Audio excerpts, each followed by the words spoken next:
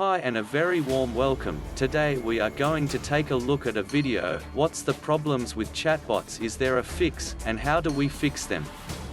So in a moment I'm going to show you all you need to know about these chatbots, and their problems or customer pain points. Dealing with chatbot, we all must remember that a chatbot is a piece of software, has no heart or soul, so it can't feel emotion in the chat while chatting with one of your customers. If the customer get frustrated at the chatbot for not answering a question put to it, the chatbot won't be able to sense this, so keeping it simple is your best bet. You, the chatbot programmer, should see this coming, and in every block of user response, have a response asking the customer, do they need any help, or is there a problem? If so, have a response saying, would you like to speak to a customer representative or live chat agent, and have programmed in your user response, yes, no, customer support, that's as easy as it gets. You have these responses right through your chat in every user response. How hard can it be to do that? Programming your chatbot properly is a must to better give your customer a better experience while on your site.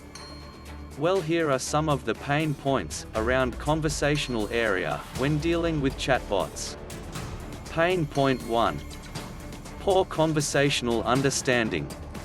An even greater problem is the risk that the machine learning systems do not understand the customer's questions or behavior. In a linguistic-based conversational system, humans can ensure that questions with the same meaning receive the same answer. A machine learning system might well fail to correctly recognize similar questions phrased in different ways, even within the same conversation. There's also the issue that pure machine learning systems have no consistent personality, because the dialogue answers are all amalgamated text fragments from different sources. From a business point of view, this misses the opportunity to position the company and its values through a consistent brand personality. Pain point 2. Limited responses for customers. Although using chatbots may provide faster customer service overall, they aren't perfect. Simple ones may have only limited responses for customers. Therefore, not all customers will get the answers they are searching for. Pain point 3.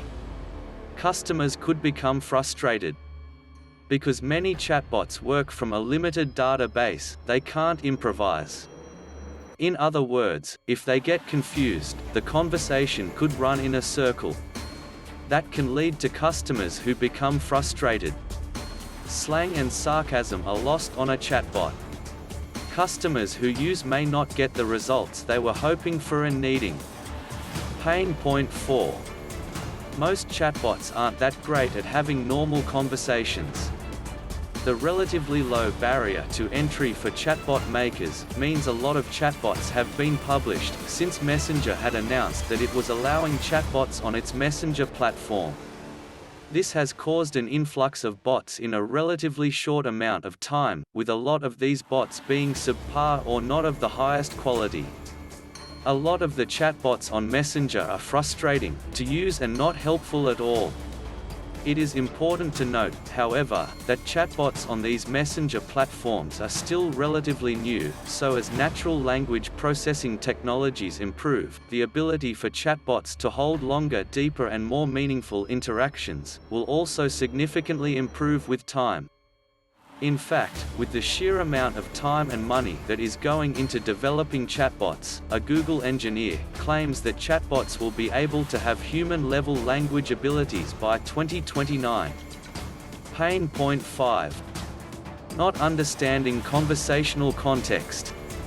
While some of chatbot's responses are meant to be funny, ask a bot what 0 divided by 0 is, other times bots can be downright frustrating. I tried this interaction several more times, and no matter how I phrased it, there was no way to tell the bot to exit Apple's Note command. Solution: how to avoid this. Commands to execute certain actions should only be activated when a customer explicitly says so, and just as easily be deactivated. In this instance, unless a customer says open notes or note this down for me, the note command should not have been activated. Chatbots should also recognize a deactivation intent through contextual NLP like "that's not what I meant, cancel this note," or exit notes. Pain point 6. Conversational dead ends. An aspect of delivering clear and concise messages with a chatbot includes ensuring that the conversation between the bot and the user doesn't stall into an unproductive sinkhole. When the chatbot fails to offer the user any useful options, the user can get lost. When users encounter a dead end with the chatbot, they leave the site, and the brand ends up paying for a chatbot platform that does nothing but kills conversion rates. However, when a chatbot offers the user clear options, the user will stay engaged and move further along the conversion process. For instance, instead of ending a conversation with "I hope I was helpful," the chatbot can ask, "I hope I was helpful. Which product lines did you want to know more about today?" or "Which of our services did you want to ask me about?" This approach ensures that the user gets the answers they need and helps them with their purchasing decisions. Solution: talkative chatbot customer experience. A messenger hotel chatbot embodies a good conversation strategy. When you want to stay in a place or at a time when there are no rooms available, the chatbot doesn't just fob you off with a "sorry" message, nor does it ask you to check their website. Instead, it keeps you engaged in the conversation by giving you further options. Pain point 7. It just doesn't work. Finally, we come to the biggest fail of them all. With technology, sometimes for one reason or another it just doesn't work.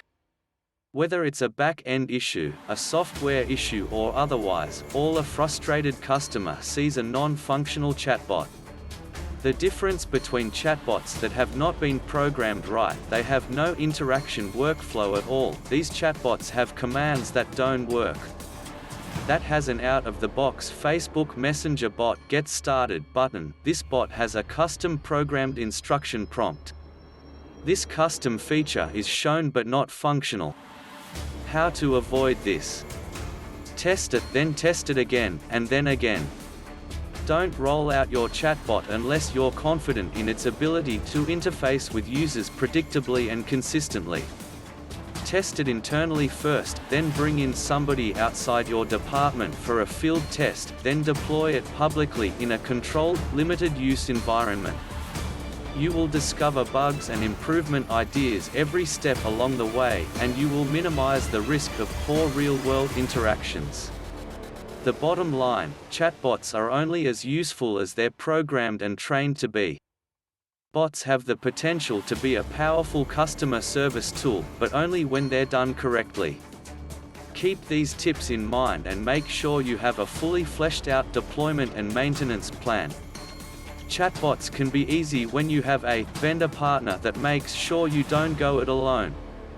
So if you liked my video, give me the thumbs up, mate.